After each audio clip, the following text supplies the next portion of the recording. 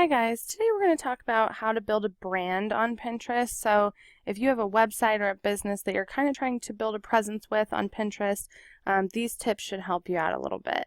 So first we're going to talk about making boards that are specific to your brand. So we're going to go ahead and create one specific for Barefoot Budgeting here.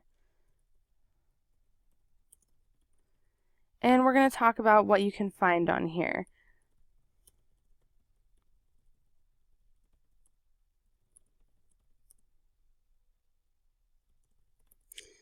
Talk a little bit about that. And then since this is kind of going to fall under education, we'll go ahead and leave it there. Create the board, and we'll start with a fresh board. Now, anytime you're wanting to build a brand, you always want to have a board specific to your brand. Now, is that the only board you want to focus on? Absolutely not, because you're wanting to ideally create content that is going to make your followers engage with you. Now, ideally, you want your brand board to be the best, but you also want to mix in other information, other content from other people that is just going to keep your followers engaged with you. So we're going to talk about this. We'll start by actually just going ahead and pinning this. It's just a basic run through of what Barefoot Budgeting is with our picture. And we'll pin it to our new Barefoot Budgeting board. And that's going to allow us to use our logo as the cover picture on the board.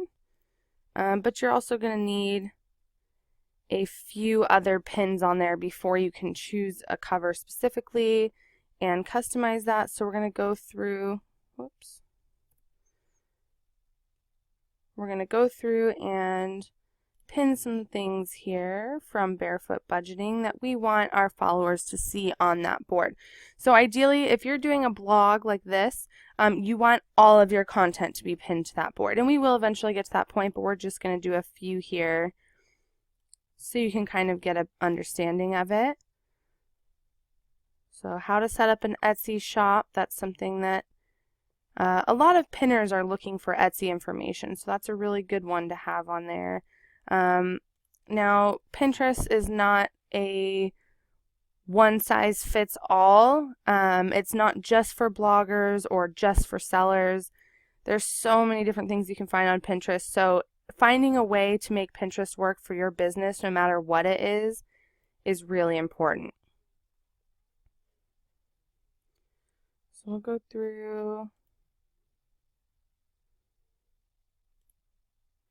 We're actually going to pin a couple more things here because it's always good to start your board out with 3 or 4 pins. I usually do 3, but we're going to do 4 in this instance just to have nice full little blast of content there.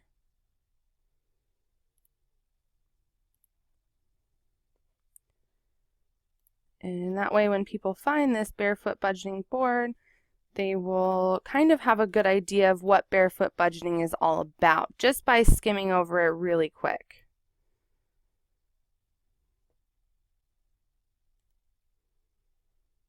Whoop. Go back there. You want to make sure that when you're pinning something, you're pinning the image but also with the article. So right there when I clicked through to the image, if I were to just pin that, it would have just pinned the image and not the article as well. So make sure you're pinning the image from the article directly. Okay, so we should have enough here now.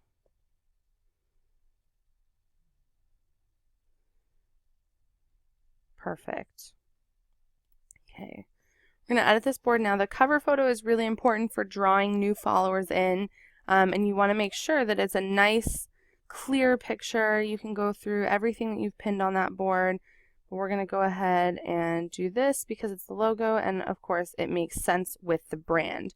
Always making sure that you're using images that make sense to your brand. That's really important. And then just go ahead and save it. So I'll show you now kind of how it looks now that we've changed the cover photo. Another thing that's really important when you're building your brand board specifically, it's going to be the first board on your feed. So you'll want to move it up. Now I have a lot of boards and I just created this, so it's going to go right to the bottom. And we're just going to go ahead and drag it up here to the top. and that will be the first position. So whenever anyone stumbles upon your account, but maybe not necessarily through the way of that board, that's the first thing they're going to see. So they'll see that it makes sense. Now, this is my other website here. So that's my brand board.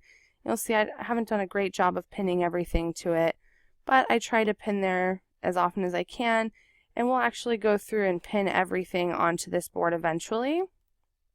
Now you'll see here, these aren't necessarily in alphabetical order here, these top pins, because this is prime real estate on your Pinterest account. So when people stumble onto your account, they want to see, what is your account about? Is it about food? Is it about fitness? Is it about budgeting? So ideally what you would do is have, all up here you would probably have a couponing board, a money saving board, a tips board, all kinds of things that are relevant to budgeting, at least in the top 4. I usually use kind of the top 2 rows, but at least the top 4 you definitely want to have all kind of relevant, and the boards that you're working on the most are going to be the ones that you want at the top. So organizing your feed to be follower friendly is really important. Now you'll notice, so the top ones are here at the top. After that, I actually go ahead and alphabetize because I think it's easier for followers to kind of find what they're looking for. It's not necessary, but it's just something that kind of makes your feed look a little more organized and cohesive. And if someone comes to your profile and is looking specifically for recipes, then they can just say, oh, okay, it's in alphabetical order. I'll scroll down here, recipes. So you see pressure cooker recipes, breakfast recipes, side dish recipes, slow cooker recipes. Just having that organization is really helpful for your followers. And ideally, that's what you're focusing on the most, is you want to make this account something that's easy for your followers to get through.